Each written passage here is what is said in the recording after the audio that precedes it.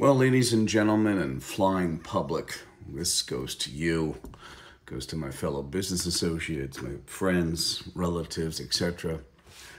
I was asked by one of the attorneys from the Ethiopian airline crash to write some sort of legal brief to let him know how the American National Standards Institute and how the American National Accrediting Board, as underwriters for the International Accreditation Forum, which is incorporated in Delaware, and ANSI is the founding member of the IAF, along with ANAB being an affiliate.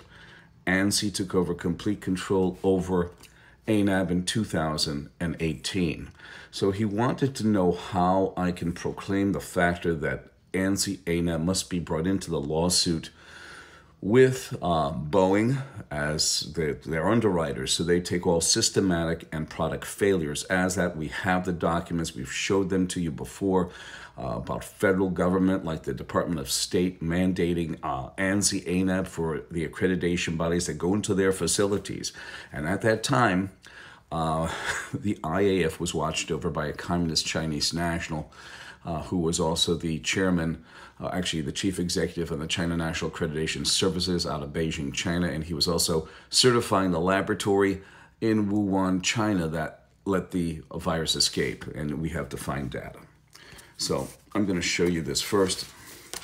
I was there supporting Sam Salipar, the whistleblower, and I was there April 17th to corroborate what Sam was saying, because what he's saying is factual. It gets even worse because Boeing gave up supplier auditing to a piece of paper, AS9100, accredited by ANSI-ANAB, where they sit on the board of ANSI-ANAB that can grant, suspend, and withdraw certification.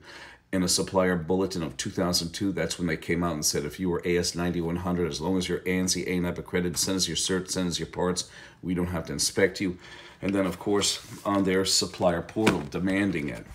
Here are the four categories right now. We will get into others, but you see over here on this side, you see the DOJ, you see the DHS, you see the FAA, and then you see Boeing. I'll hold it there for a second, because with all these close ties, if you look at those two planes, Indonesian and Ethiopian, that causes some difficulties.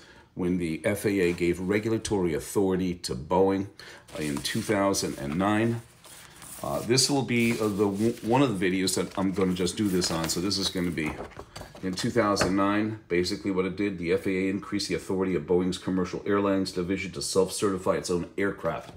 2009, I have the document.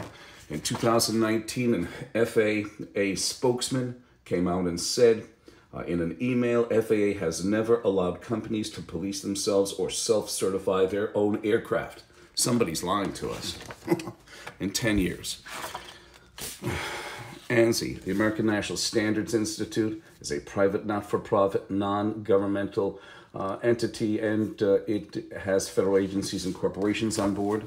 In 2018, as I said, ANSI took over complete control over ANAB, and during the time the Chinese national was running the business from 2015 to 21, ANSI and ANAB sat there. Why not? They're the underwriters for the IAF, along with their sister organization, ILAC, the International Laboratory Accreditation Cooperation out of Australia. Here you go. And this proves the validity of what I am saying, letting you know that ANSI is the founder of the IAF. The first line of business we're going to go, and by the way, this video is called Warning the Flying Public: The Legalities of Boeing's Relationship with ANSI-ANAB. Yes, there may be liability concerns with Boeing's relationship with ANSI-ANAB and the International Accreditation Forum.